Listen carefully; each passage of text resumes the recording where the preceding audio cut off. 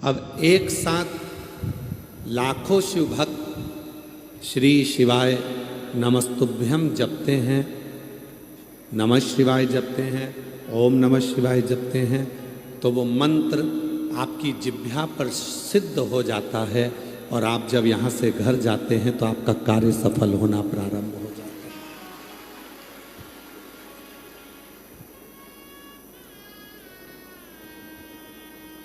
ये दूसरे नंबर पर घर पे होते अकेले जप रहे होते,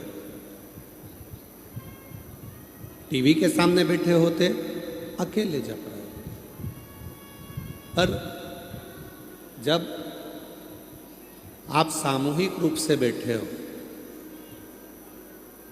और सामूहिक रूप से बैठकर जब आप मंत्र का जप करते हो, स्मरण करते हो, तो वो मंत्र लाखों की संख्या में होता है और वो हमारे 3.5 करोड़ रोम छिद्र को शुद्ध कर देता है।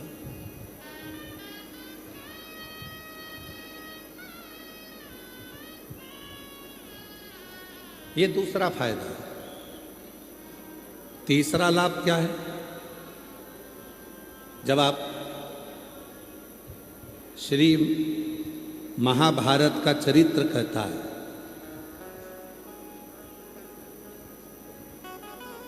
पांडवों ने एक यज्ञ रखा और उस यज्ञ को करने के बाद में उस यज्ञ का घंटा नहीं बजा। पहले ऐसा नियम था, जो भी यज्ञ करा जाता था उस यज्ञ को करने के बाद पूर्ण आहुति में घंटा लगाया जाता था। वो घंटा अपने आप बजना था, उसको बजाना नहीं था, अपने आप बजना चाहिए।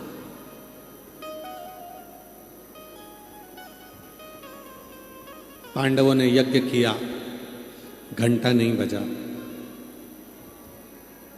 पांडवों के मन में आया, क्या यज्ञ में कोई कमी रह गई है?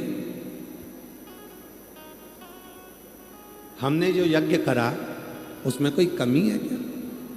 तब ब्राह्मणों से, संतों से, यज्ञाचार्यों से मालूम करा कि कमी क्या है।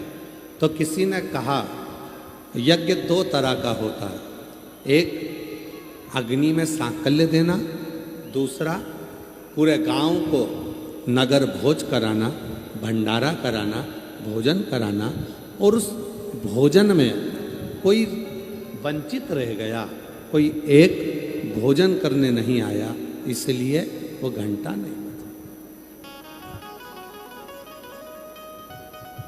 इसलिए वो घंटा नहीं बजा। पता करो कि इस नगर में कौन भूखा है। नगर में ढूंढने के लिए नकुल सहदेव गए, युधिष्ठिर, अर्जुन, भीम गए। एक संत छोटी सी झोपड़ी में बैठा हुआ था। अर्जुन ने जाकर हाथ जोड़कर कहा, महाराज क्या आपने भंडारे में भोजन कर लिया? कहा नहीं, मैं तुम्हारे यहाँ का भोजन नहीं कर सकता। क्यों नहीं कर सकते? मैं उसी के घर का भोजन करता हूं जिसके यहाँ पर 108 अश्वमेध यज्ञ हो चुके।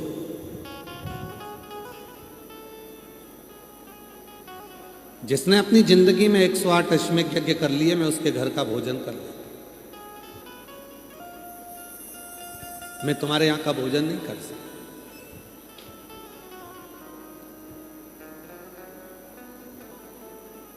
अर्जुन, तुमने अगर 108 अश्वमेध यज्ञ करे हो तो तुम मेरे को भोजन कराने ले जा सकते। नहीं, हमने नहीं।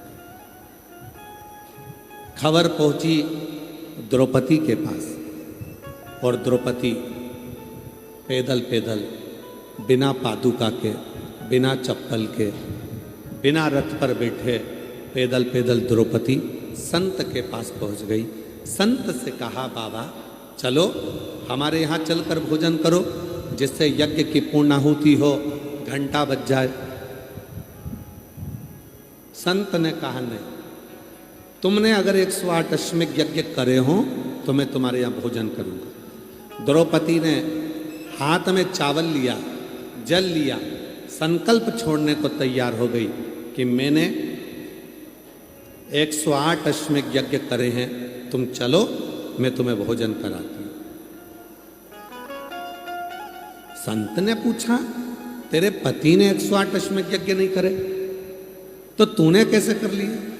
द्रौपदी ने कहा, हमारे शास्त्र कहते हैं, वेद कहते हैं, जितने कदम चलकर कोई कथा तक आता है, जितने कदम चलकर कोई शिवालय तक जाता है, जितने कदम चलकर कोई गुरु से मिलने जाता है, उतने अश्वमेध यज्ञ अपनी जिंदगी के कर लेता है, उतने अश्वमेध।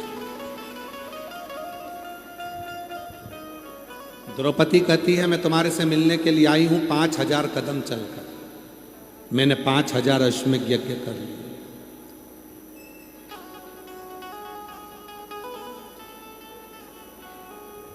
चलो भोजन करने। सन चल दिए।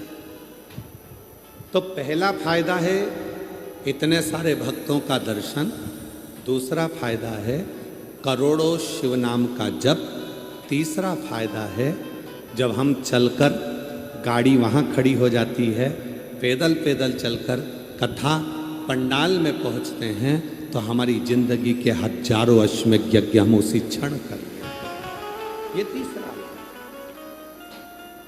शिव महापुराण की कथा सुनने के चौथा फायदा, चौथा लाभ क्या है? कथा में आते हैं, अपनी इंद्रियों को संयम करते हैं।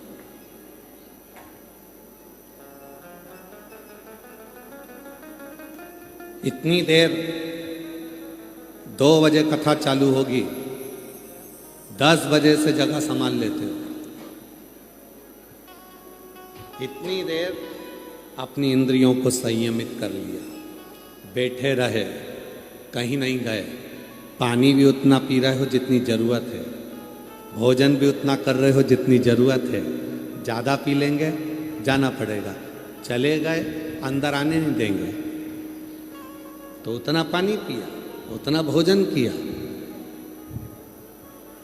स्थिर इंतजार में बैठे हैं। चौथा लाभ है अपनी इंद्रियों को, कथा में जाने वाला व्यक्ति संयमित कर लेता है, इंद्रियों को संयम में कर कर उसको बांध लेता है। और पांचवा फायदा, जब कथा श्रवण करने के बाद व्यक्ति अपने घर को जाता है तो वो अकेले नहीं जाता, उसके साथ अपने महादेव को विश्वास के साथ लेकर जाता है। ये 5 फायदे शिव महापुराण की कथा सुनने वालों के, श्रवण कर।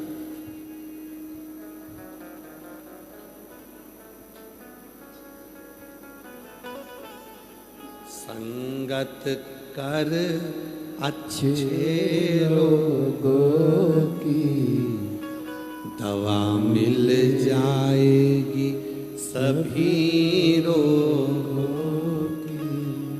संगत कर अच्छे लोगों की, दवा मिल जाएगी सभी रोगों की। तू जतन कर ले, मुक्ति का कोई तो जतन कर ले।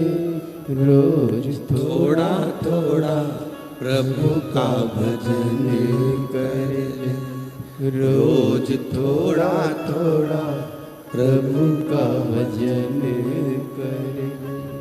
ज्यादा नहीं करना है हमें, ज्यादा भटकना नहीं है हमें, ज्यादा जहां वहां जाना नहीं है हमें। तो जितना मिल जाए, जितना प्राप्त हो, जो मिले, जिस भाव से मिले उसको ग्रहण कर।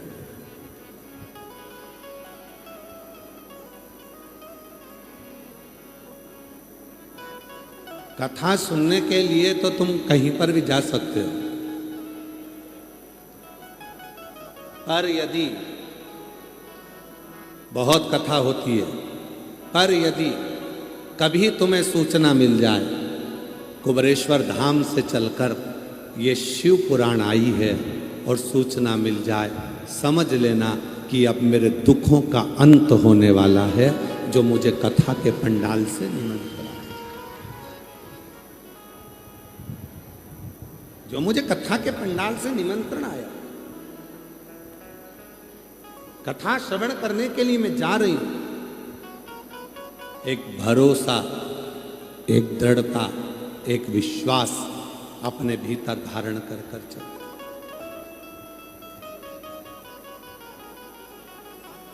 परिवार का मतलब मालूम है आप लोगों को? जम के तो बोलो। परिवार का मतलब मालूम है? परिवार का मतलब ये नहीं होता कि हम सब साथ रहते हैं। गुरुजी, हम 4 देवर जेठे सब साथ में रहते हैं। गुरुजी, हम 3 देवर जेठे सब साथ में रहते हैं। परिवार कहते हैं इसको। इसमें साथ में रहना कहते हैं। गुरुजी, हमारा पूरा परिवार साथ में रहता है, हमारा परिवार, इसको परिवार। केवल साथ में रहना परिवार नहीं है। शिव महापुराण की कथा कहती है, जितने परिवार में सदस्य हैं सब एक दूसरे के सुख दुख में साथ दें तो समझ लेना कि वो परिवार है।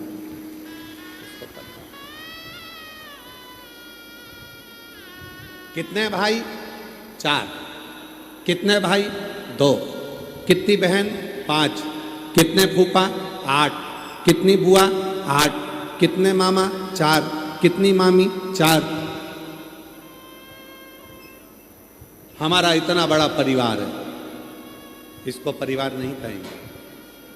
दुख आया तुम पर, तकलीफ आई तुम पर, कष्ट आया तुम पर, और पूरा परिवार एक साथ आकर खड़ा हो जाए तो समझ लेना कि वो परिवार है। वो परिवार।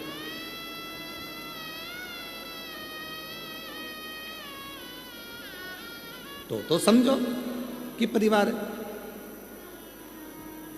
दुख में आकर कोई खड़ा ना हो, सुख में आकर कोई खड़ा ना हो, तो वो परिवार का मतलब क्या? इसीलिए कल कथा में कहा था कि अंत समय प्रभु आना पड़ेगा, वचन दिया तो निभाना पड़ेगा।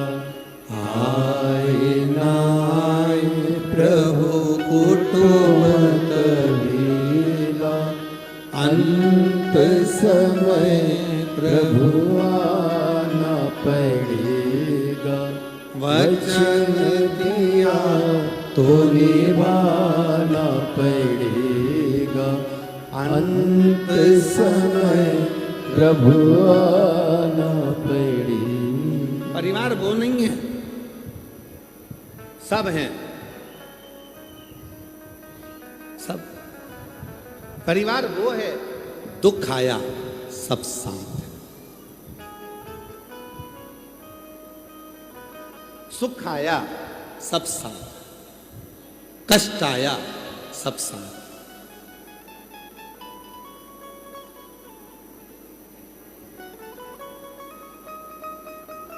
पाटिल साहब, बहुत अच्छा गांव है आपका दूधनाल। हम आपको साधुवाद देते हैं, जिस गांव के आप हैं आपको उसके लिए साधु।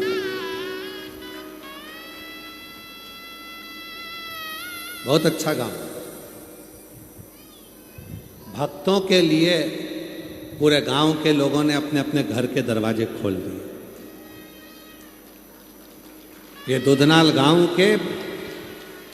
के लोगों के लिए एक बार जोरदार ताली बजाओ, जिन्होंने भक्तों के लिए अपने घर के दरवाजे। बहुत अच्छा।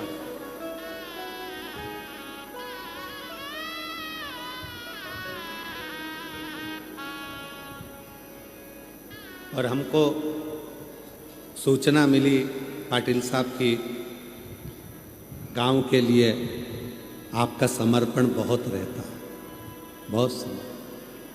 और हम भोलेनाथ जी से यही प्रार्थना करते हैं कि आपका समर्पण दूधनाल के लिए क्या, पूरे तालुका के लिए ऐसे ही बना रहना चाहिए।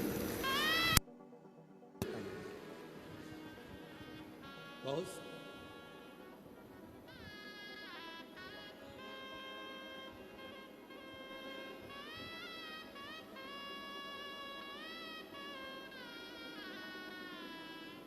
केवल गांव में रहना ही मूल नहीं है, गांव के प्रति अपना समर्पण रखना भी मूल है। केवल दूधनाल में रहना, उमरगा में रहना, धाराशिव जिला में रहना वो नहीं, अपना समर्पण भी होना चाहिए। कितना सुंदर कहा है।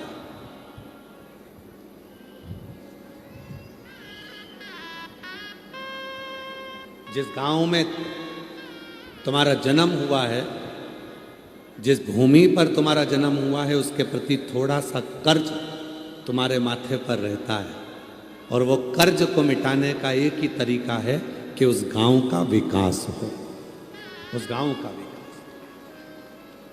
और मैं श्री राजेंद्र आनंदराव जी पाटिल जी आपको धन्यवाद देता हूं कि इस दूधनाल गांव को जो नहीं भी जानते थे, नहीं पहचानते थे, उन्होंने अपने अपने गूगल पे सर्च किया कि सीहोर वाला बाबा आ रहा है, तो आखिर ये दूधनाल है कहाँ, कितने किलोमीटर दूर है। बोलो बोलो, सही है कि गलत है? कई लोग ऐसे होंगे जो इस गांव में कभी नहीं आए होंगे, पर उन्होंने सर्च कर कर देख कर कि आखिर है कहाँ, कहाँ दूधनाल है कहाँ। और लोग इसी को राष्ट्र के प्रति, इसी को अपने गांव के प्रति समर्पण कहते हैं। एक बार राजेंद्र पाटिल जी के लिए जोरदार ताली बजाकर उनके लिए साधु का बहुत बहुत इसी को समर्पण कर, समर्पण का भाव यही है। और आपसे भी निवेदन है, जितने शिव महापुराण की कथा को श्रवण करने के लिए आप दूर दूर से आए हैं, आप लोगों से निवेदन है, बन सके अपने गांव के बच्चों को अच्छी शिक्षा दीजिए, अच्छी चिकित्सा दीजिए। 1 रुपया भी किसी को दान मत दीजिए, मत करो कहीं पर दान, 1 रुपया किसी को मत दो, पर अपने गांव के बच्चों को जिनको पढ़ना है, एजुकेशन करना है, उनके पास में धन नहीं है, और बाबा ने यदि आपको दिया है तो उन बच्चों को पढ़ाने का जिम्मा उठाइए। पढ़ाई है, शिक्षा है।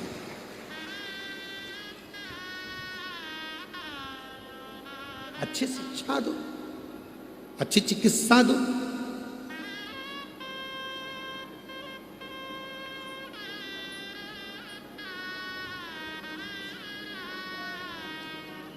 हमको कल मालूम पड़ा राजेंद्र जी पाटिल साहब कि आप भी दूधनाल गांव के आसपास के बच्चों को, दूधनाल गांव के कई लोगों को सहयोग कर कर उनको शिक्षा, और उनको कहीं ना कहीं अगर मुंबई में आए हैं, आप तो मुंबई रहते हैं, मुंबई में अगर आए हैं और किसी को कोई चीज़ की ज़रूरत पड़ती है तो उनके लिए तुरंत तत्पर खड़े रहते हैं। उसके लिए हम आपको साधुवाद देते हैं। इन सब चीज़ों, ये तत्परता, यही एक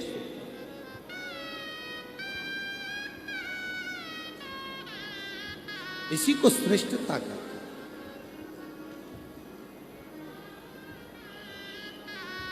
आओ कभी सीहोर, हमारी तरफ से निमंत्रण है आपको। जब तुम्हारा मन पड़ जाए, जब तुम पर बाबा कृपा कर दे, तो एक दिन सीहोर आकर देखो। आप लोग जो झोली में थोड़ा सा दान देते हो या कोई काउंटर पे सहयोग देते हो, आकर देखो तुम्हारा दिया गया वो 1 रुपया सही जगह लग रहा है कि नहीं लग रहा। स्वयं को आना चाहिए, देखना चाहिए। गाय, बेटी और लक्ष्मी, ये 3 देने से पहले सोचना चाहिए। गौ माता को देने से पहले सोचो, लक्ष्मी को देने से पहले सोचो और बेटी को देने से पहले सोचो।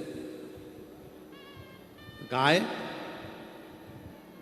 ऐसे ब्राह्मण को मत दे देना कि वो दूध के चक्कर में लेकर जाए, बाद में दूध देना बंद कर दे तो वो किसी को बेच दे। फिर वो बिकते बिकते गाय एक दिन कसाई के हाथ में पहुंच जाती है और कसाई उस गाय को काटता है तो गाय बेचने वाले को बद्दुआ नहीं देती, जिसने गौदान करा होता है बद्दुआ उसको लगता है। इसलिए गाय ऐसे को मत देना जो गौ माता का सम्मान न कर सका। गाय देने से पहले कई लोग कहते हैं हमारे दादाजी चले गए, उनके निमित्त गाय देना है, कन्यादान में गाय देना है, इसमें गाय देना है। गौदान करो, मना नहीं है, पर गौदान उसको करो जो उस गौ माता का सम्मान करे, उस गाय की रक्षा करे।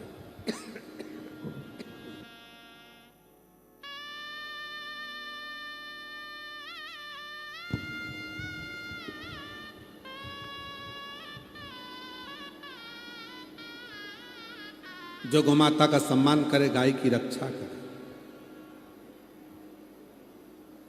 लक्ष्मी दो, पैसा दो, पर ऐसे भिखारी के कटोरे में, ऐसे भिक्षुक के कटोरे में पैसा मत देना कि तुम्हारे पैसे को ले जाकर शाम को मदिरा में लगा दे, जुए में लगा दे, मांसाहार में लगा दे, वैश्यावृत्ति में लगा दे।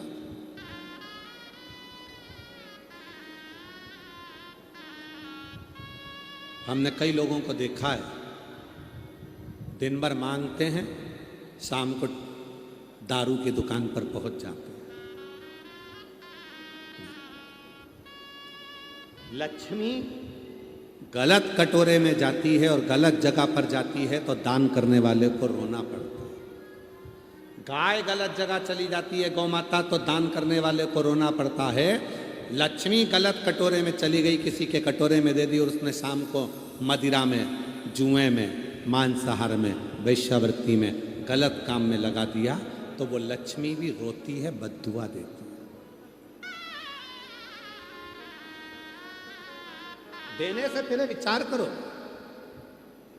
कहां दे रहे हो, किसको दे रहे हो, क्यों दे रहे हो। इसीलिए हम आप लोगों को हर कथा में बारंबार कहते हैं कि तुम देते हो तो एक बार सीओर में आकर देखो कि तुम्हारे धन का कितने बच्चे पढ़ाई कर रहे हैं, तुम्हारे धन से कितने लोग भोजन कर रहे हैं, तुम्हारे धन से कितनों की चिकित्सा हो रही है, तुम्हारे धन से कितनी एम्बुलेंस चल रही है, तुम्हारे धन से कितनों की व्यवस्था हो रही है, तुम्हारे धन से क्या क्या क्रम हो रहा है। तुम्हें स्वयं को आकर देखना चाहिए, स्वयं को।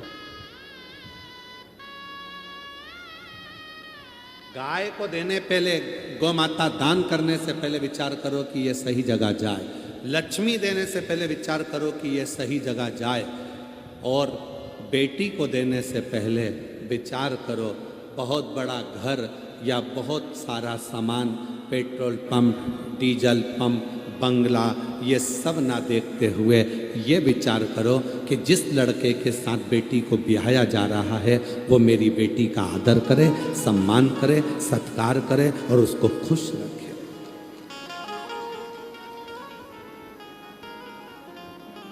बेटी को दुख होता है तो माँ बाप को रोना पड़ता है, गौदान करने वाले को रोना पड़ता है अगर गाय सही जगह पर सेवा नहीं हो तो, लक्ष्मी दान करने वाले को रोना पड़ता है अगर लक्ष्मी सही जगह ना पहुंचे तो, और बेटी का दान करने वाले को, कन्या दान करने वाले को भी रोना पड़ता है अगर बेटी सही जगह ना पहुंचे। देने से पहले विचार करिए, देने से पहले विचार करो कि सही जगह जा रही है कि नहीं जा रही।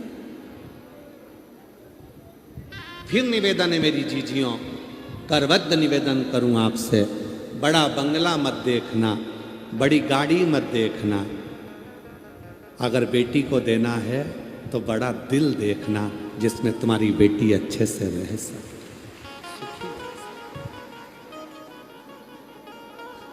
खुश रह सके। अब बंगला तो बड़ा देख लिया, गाड़ी बड़ी देख ली, पेट्रोल पंप देख लिया, जमीन देख ली, और मालूम पड़े जिससे शादी करी थी वो लड़का रात को 1-1, 2-2 बजे नशे में धुत होकर घर में आ रहा है, तो फिर वो मतलब क्या मतलब? क्या करेगी बेटी उस धन का? क्या करेगी बेटी उस संपदा का?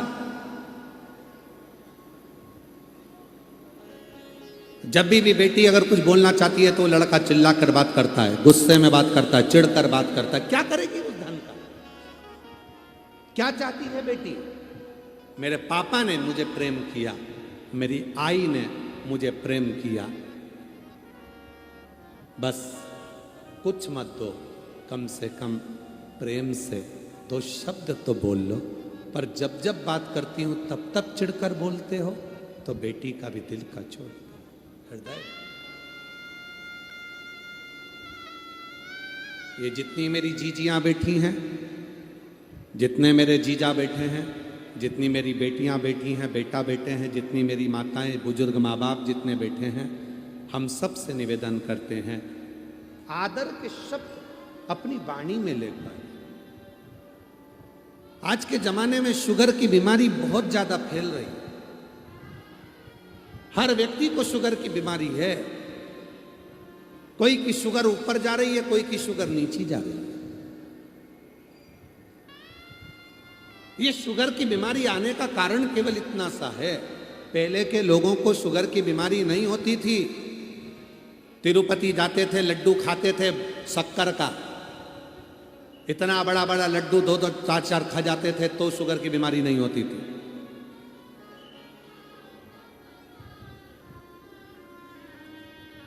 शिरडी जाते थे तो वहां से लड्डू लेकर आते थे, वो भी लड्डू खाते थे। पंढरपुर जाते थे तो वहां से भी लड्डू लेकर आते थे, वो भी लड्डू खाते थे। तीर्थ करने जाते थे तो वहां से भी लड्डू लाते थे, वो भी लड्डू खाते थे। रामेश्वरम, काशी, सब दूर से लड्डू लाते थे, खाते थे। शुगर की बीमारी नहीं होती थी।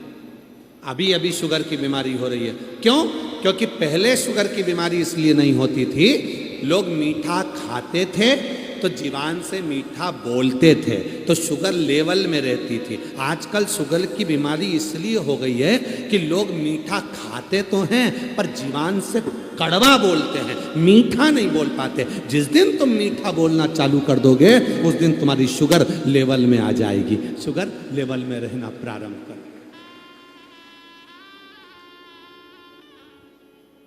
डॉक्टर से जाकर पूछो शुगर की बीमारी क्यों होती है। निवेदन है, सीहोर वाले महाराज के कहने पर एक बार डॉक्टर साहब से पूछना कि शुगर की बीमारी क्यों होती है।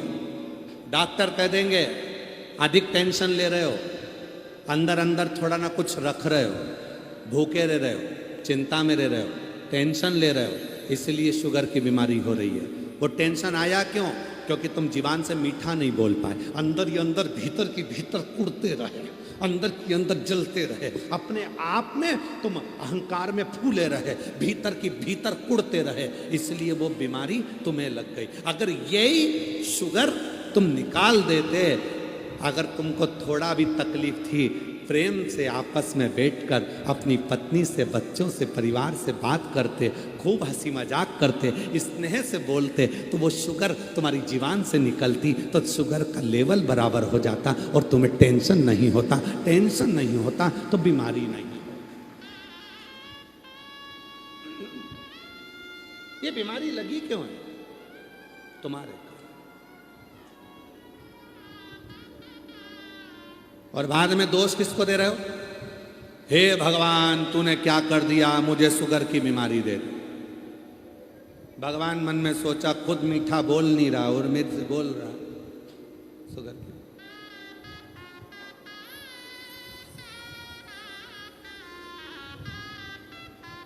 अच्छा बोल,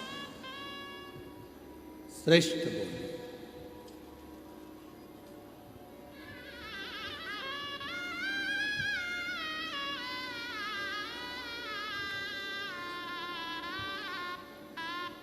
और मत बुरे कर्म कर बंदे, वरना पछताएगा। भगवान की आंखों से तू बच नहीं पाएगा, तू बच नहीं पाएगा। अरे ओ अज्ञानी मत कर नादानी, अरे ओ अज्ञानी मत कर नादानी। तेरे कर्म का फल भी तू ही पाएगा, जैसा किया तूने तेरे आगे आएगा। मत बुरे कर्म कर बंदे, वरना पछताएगा। भगवान की आंखों से तू बच नहीं पाएगा, तू बच नहीं पाएगा। अरे ओ अज्ञानी मत कर नादानी। इस मिठास को जनमानस को दीजिए।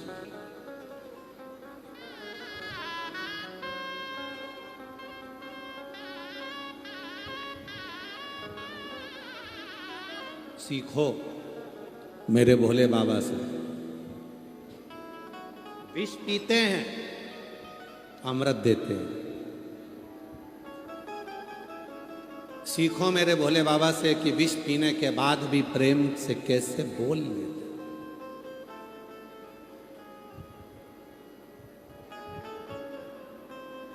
कंठ में विष भरा,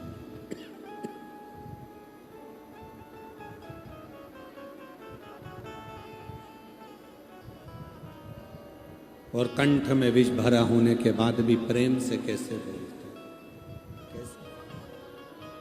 विचार करना। हमने कई लोगों से पूछा, क्यों भैया घर में आते हो चिड़चिड़ करते हो? अरे गुरुजी तुमको क्या मालूम हमें इतना टेंशन रहता है। तो वो सारा टेंशन पत्नी पे निकालोगे? सारी चिंता क्या पत्नी को ही दोगे? बाहर तो अच्छे से रहते हो, फोन पे बात करते हो अपने दोस्तों से तो बड़े खिलखिला के बात करते हो, रिश्तेदारों से बात करते हो तो बड़े खुश होकर करते हो, और पत्नी से बात करते हो तो चिड़चिड़ करके करते हो। क्यों भैया क्या हुआ? तो कई लोगों ने कहा हम बहुत चिंता में रहते हैं, बहुत टेंशन में रहते हैं। टेंशन में रहते हो तो पत्नी पर गुस्सा करोगे, चिड़चिड़ करोगे? चिंता, टेंशन चिड़चिड़ करने से समाप्त नहीं होगा। तुमसे ज्यादा टेंशन, तुमसे ज्यादा चिंता तो मेरे देव अधिदेव महादेव को थी। विष पिया, कंठ में भर लिया विष को, पत्नी उस विष को संभाल रही है तो पत्नी नीली पड़ गई।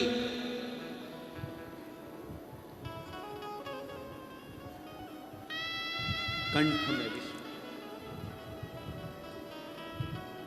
इतना कंठ में विष भरा है, ऊपर से धतूरा कांटे वाला शरीर पे पड़ा। धतूरा, इतना विष।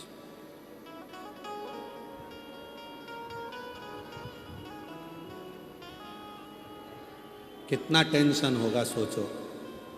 उसके बाद भी मेरे देव अधिदेव महादेव प्रेम से बोलते हैं। कर्पूर गौरम करुणावतारम संसार सारम भुजगेन्द्रहारम सदा वसंतम वृंदारविंदे भवं भवानी सहितं नमामि।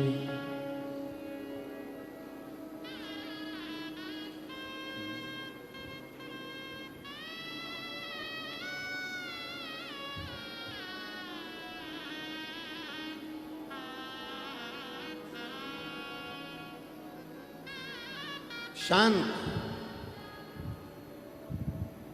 एकदम शांत, कोई आडंबर नहीं, कोई क्लेश नहीं। एक बार नंदी ने पूछ लिया था भोलेनाथ जी से, तुम्हारे कंठ में विष भरा है, तकलीफ हो रही होगी, फिर भी इतने प्रेम से तुम सबसे कैसे मिल लेते हो? शिव कहते हैं अपने दर्द को, अपने दुख को किसी को कह भी दूंगा तो वो मेरा दुख थोड़ी ना आधा कर देगा। पत्नी पर आकर तुम चिड़चिड़ कर भी दोगे, घर पर अपनी धर्म पत्नी से तुम गुस्से में आकर बोल भी लोगे, तो क्या तुम्हारा टेंशन आधा हो जाएगा? जम के बोलो रे भाई, हो जाएगा क्या? नहीं हो सकता।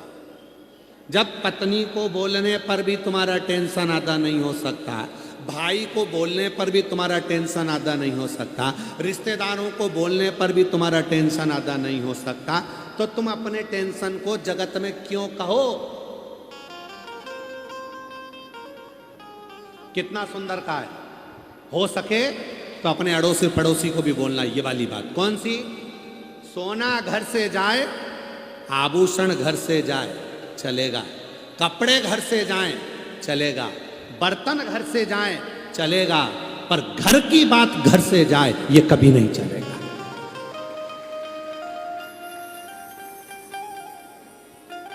चेन चली गई ना, चले जान दो। अंगूठी चली गई ना, चले जान दो। घर से कपड़े चले गए ना, चले जान दो। बर्तन चले गए ना, चले जान दो। घर से सामान चले गया, चले जान दो, पर घर की बात घर से कभी नहीं जाना चाहिए। क्यों?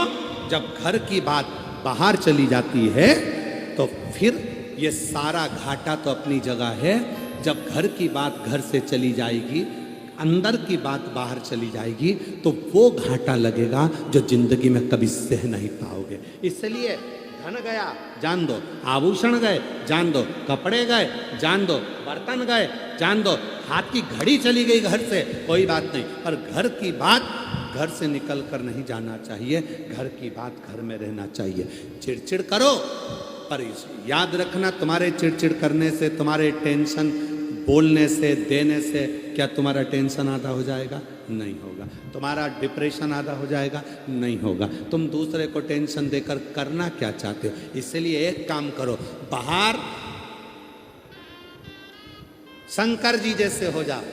कंठ में विष है पर मस्तक पर गंगा है, इसलिए मुस्कुरा कर चलते हैं।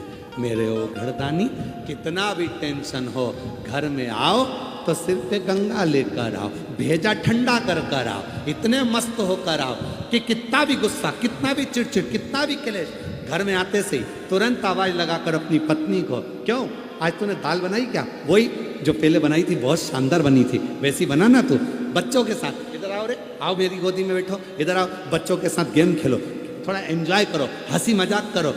मालूम पड़े दुकान से आए, ऑफिस से आए और मुसद्दी लाल जैसे बैठ गए। पत्नी चाय लेकर आई तो चिल्ला के, ठंडी लेके आ गई, चिड़चिड़ कर रहे हो। जरा सा कुछ बोल दिया, चिड़चिड़ कर रहा। बच्चा खेल रहा था, उसमें चिड़चिड़ कर रहा। माँ ने कुछ बोल दिया, चिड़चिड़ कर रहा। पापा ने कुछ बोल दिया, चिड़चिड़ कर रहा। अरे भाई, घर में आया है ना, बाहर था ना, घर में आए हो ना, चेहरे पर स्माइल रखना। सारी समस्या का हल एक लोटा जल है। उसी तरह घर की सबसे बड़ी समस्या क्रोध का हल भी तुम्हारे चेहरे की मुस्कुराहट है। तुम मुस्कुराहट दोगे तो मुस्कुराहट मिलेगी, प्रसन्नता। भूल गए लोग, दुनिया भूल गई। आजकल लोग बंदर से कहते हैं दांत दिखा, और घर में खुद नहीं दिखा पाता। घूमने के लिए अयोध्या गए, चित्रकूट गए, यहां गए, वहां गए, ब्रज गए, और बंदर से कह रहा है दांत दिखा, दांत दिखा, बिस्कुट दे, दांत दिखा, दांत दिखा। बंदर भी मन में सोचता है काय को दिखाऊं, तू तेरे घर में दिखा था। घर में तो मुसद्दी लाल जैसा रहता हूं, एकदम अकड़ में, गुस्से में, चिड़चिड़ कर कर, क्रोध कर कर, अपशब्द बोलकर। प्रेम से अगर तू घर में दांत दिखा सकता है तो फिर मैं भी तुझे दांत दिखा सकता हूं। प्रेम। शिव को क्या चाहिए? भगवान शंकर को क्या चाहिए? 13 जून को पुरुषोत्तम मास अधिक मास की शिवरात्रि है, 3 साल में एक बार पड़ती है।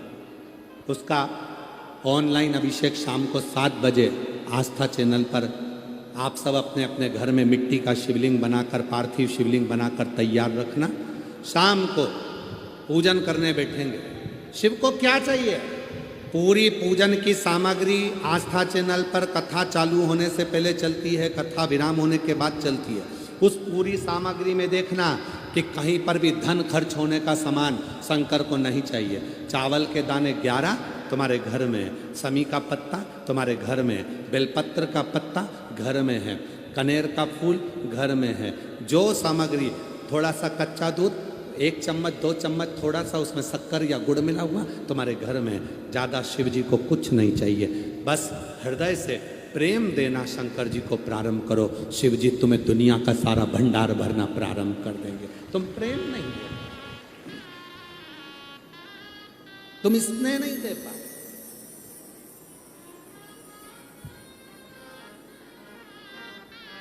एक प्रेम की बात शिव महापुराण की कथा के माध्यम से, इस पत्र के माध्यम से एक प्रेम,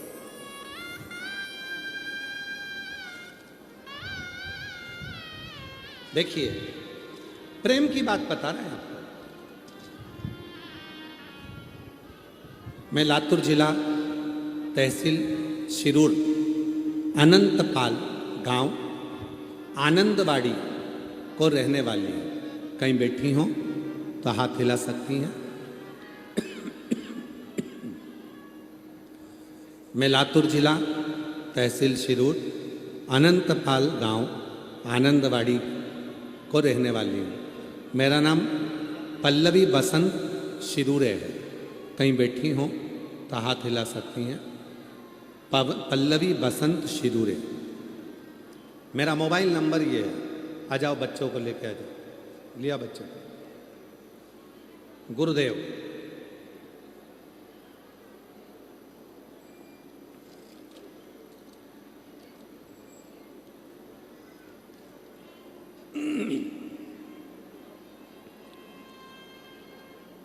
मेरी शादी को 25 साल हो गए थे। कितने साल हो गए? जम के बोलो। 25। मेरी शादी को 25 साल हो गए थे। मेरी शादी को 24 साल हो गए थे। मुझे संतान का सुख नहीं था। गुरुदेव, 24 साल शादी को हो गए, संतान का सुख नहीं।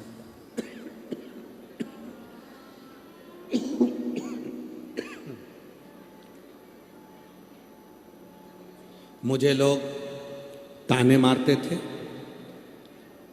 मुझे ननंद ने कहा, सीहोर वाले महाराज जी की कथा सुन, और मुझे आंकड़े की जड़ का उपाय सुझाया। तब मैंने आंकड़े की जड़ का मंदिर जाकर उपाय भी किया।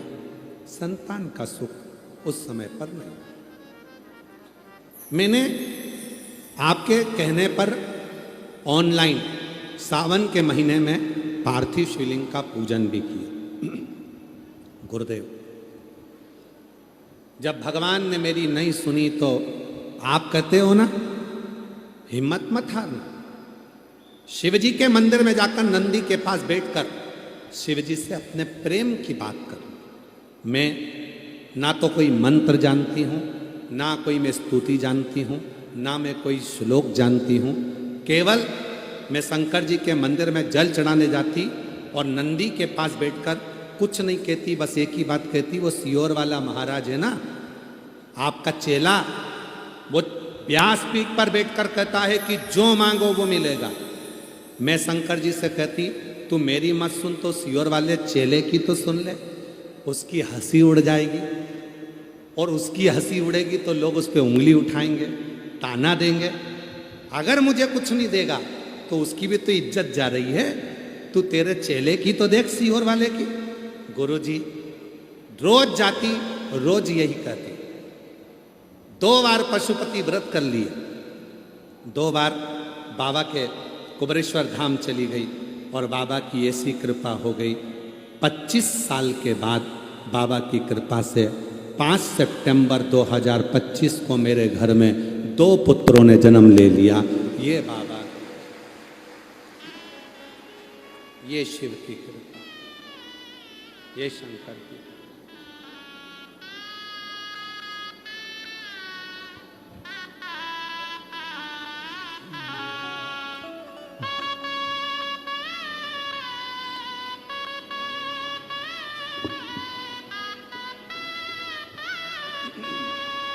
जो दिल से मांगोगे वो दिल से दे देगा, जो दिल से मांगोगे वो दिल से दे देगा। मेरा भोला भंडारी है, खाली झोली भर देगा। मेरा भोला भंडारी है, खाली झोली भर देगा। 25 साल के बाद हुए, एक बार जोरदार ताली बजाएं साथ। मस्तक पे चंदा है, उजियारा कर देगा। मस्तक पे चंदा है, उजियारा कर देगा। मेरा भोला भंडारी है, खाली झोली भर देगा। मेरा भोला 25 साल के बाद हुए हैं, जोरदार ताली बजाएं। खाली झोली